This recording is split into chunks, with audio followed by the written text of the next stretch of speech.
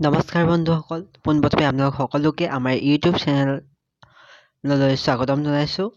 আজি আমি কথা পাতিবলৈ ওলাইছোঁ আছাম টেট বা অন্যান্য যিখিনি পৰীক্ষা কম্পিটিটিভ এক্সামত অসমীয়া কাকতখন কম্পালচৰি কৰা হৈছে তাৰ প্ৰথমটো বিষয়বস্তু সেয়া হৈছে চৰ্যাপদ।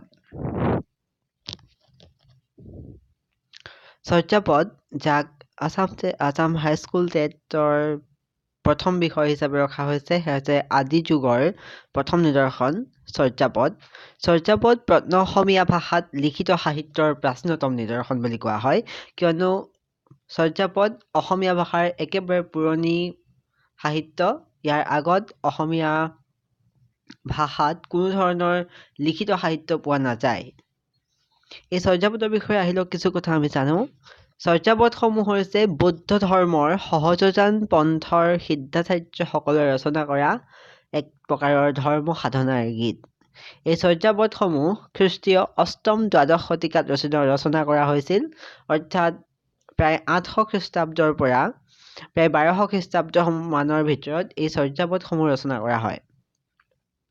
চৰ্যাপদৰ যিখন মূল পুথি, সেই চৰ্যাপদৰ মূল পুথিখনৰ নাম হৈছে চৰ্যাগীতি কোষ, আৰু এই চৰ্যাগীতি কোষখনত 24জন সিদ্ধাচাৰ্যৰ দ্বাৰা ৰচিত 50টা চৰ্যাগীত পোৱা যায়। এই চৰ্যাগীতি কোষখন উদ্ধাৰ কৰিছিল নেপালৰ ৰাজ দৰবাৰৰ গ্ৰন্থাগাৰৰ পৰা। তেওঁৰ নাম হৈছে হৰপ্ৰসাদ শাস্ত্ৰী। মহামহোপাধ্যায় হৰপ্ৰসাদ শাস্ত্ৰীয়ে নেপালৰ ৰাজ দৰবাৰৰ গ্ৰন্থাগাৰৰ পৰা 1904 চনত এই চৰ্যাগীতি কোষখন উদ্ধাৰ কৰে, আৰু তাৰ লগতে তেখেতে অন্য 3খন গ্ৰন্থ উদ্ধাৰ কৰিছিল। সেই আটাইকেইখন গ্ৰন্থ তেখেতে একত্ৰ কৰি হাজাৰ বছৰেৰ পুৰানো বাংলা ভাষায় বৌদ্ধ গান ও দোহা নামটি প্ৰকাশ কৰে, আৰু চৰ্যাপদৰ যি পুথি চৰ্যাগীতি কোষ, সেই চৰ্যাগীতি কোষৰ নতুন নামকৰণ কৰে আৰু তেওঁ নাম দিয়ে চৰ্যা বিনিশ্চয়। এই হাজাৰ বছৰেৰ পুৰানো বাংলা ভাষায় বৌদ্ধ গান ও দোহা এই গ্ৰন্থখন প্ৰকাশ হৈছিল 1916 চনত, আৰু পুথিখন প্ৰকাশ কৰিছিল বংগীয় সাহিত্য পৰিষদে।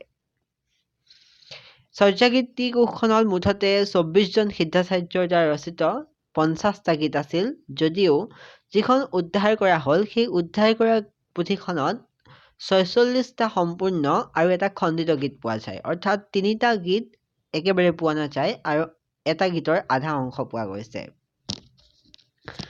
যি 46টা গীত পোৱা গৈছে তাৰে প্ৰথমটো চৰ্যাপদ বা চৰ্যাগীত হৈছে কা আ তৰুবৰ পঞ্চবিদাল চঞ্চল সিয়ে পৈথু কাল, আৰু এই কা আ তৰুবৰ পঞ্চবিদাল এই গীতটোৰ ৰচক হৈছে লুইপাদ বা লৌহিত্যপাদ।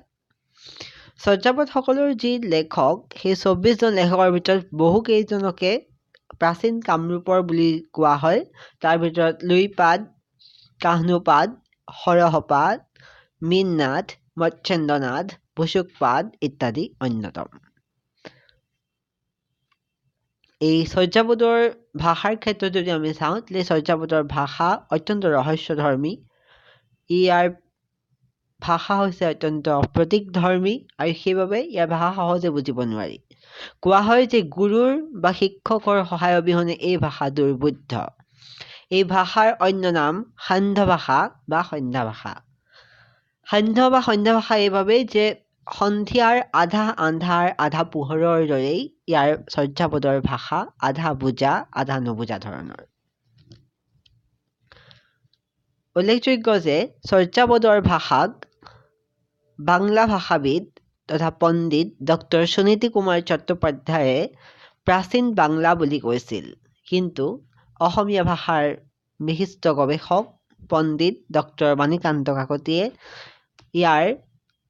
ইয়াক চৰ্যাপদৰ ভাষাক কেৱল অসমীয়া বা বাংলা যিকোনো এটা ভাষাৰ নহয় বুলি অসমীয়া, বাংলা, উৰিয়া, মৈথিলী, ভোজপুৰী ইত্যাদি বিভিন্ন ভাষাৰ স্বতন্ত্ৰ ৰূপ পোৱাৰ আগতে যিটো ৰূপ আছিল পূৰ্বৰ ভাষা, অৰ্থাৎ প্ৰাচ্য মাগধী অপভ্ৰংশ বুলি নাম দিছে।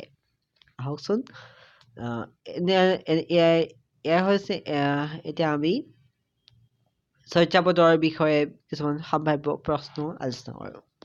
চৰ্যাপদসমূহ বৌদ্ধ ধৰ্মৰ কোন পন্থাৰ সৈতে জড়িত বুলি যদি প্ৰশ্ন কৰে তাৰ উত্তৰ হ'ব সহজজানী পন্থাৰ লগত।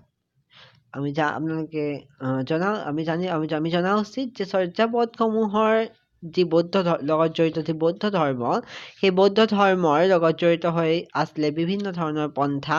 সেই পন্থাসমূহৰ ভিতৰত আমি নাম ল'ব পাৰোঁ সহজযান, ব্ৰজযান, হীনযান, মহাযান ইত্যাদি। আৰু এই সহজযান পন্থাৰ সাধাৰণতে বা বিশেষভাৱে জড়িত হৈ আছে তান্ত্ৰিক পন্থা বা তান্ত্ৰিক প্ৰয়োগসমূহ।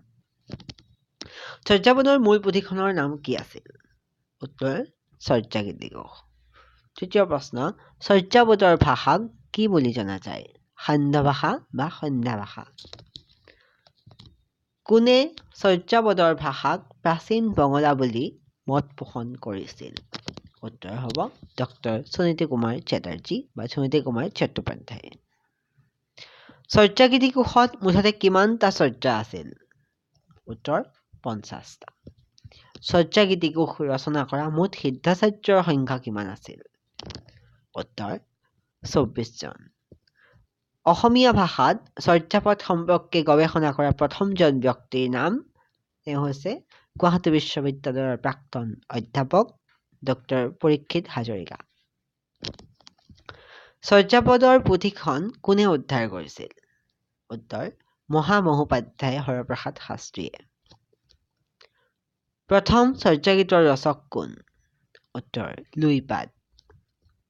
চৰ্যাপদৰ পুথিখন কোন চনত প্ৰকাশ হৈছিল? 1916 চনত। আজিলৈ ইমানেই বন্ধুসকল। আমি আগলৈ আমাৰ এনেধৰণৰ বিভিন্ন অসমীয়া ভাষা, অসমীয়া সাহিত্য, অসমীয়া সংস্কৃতিৰ সৈতে জড়িত বিভিন্ন প্ৰশ্ন বা তথ্যৰ বাবে আৰু অসমত ওলোৱা বিভিন্ন চাকৰিৰ সম্পৰ্কে, চৰকাৰী বেচৰকাৰী চাকৰি সম্পৰ্কে জানিবৰ বাবে আমাৰ চেনেলটো ছাবস্ক্ৰাইব কৰিব আৰু ভিডিঅ'টো লাইক কৰিবলৈ নাপাহৰিব। ধন্যবাদ।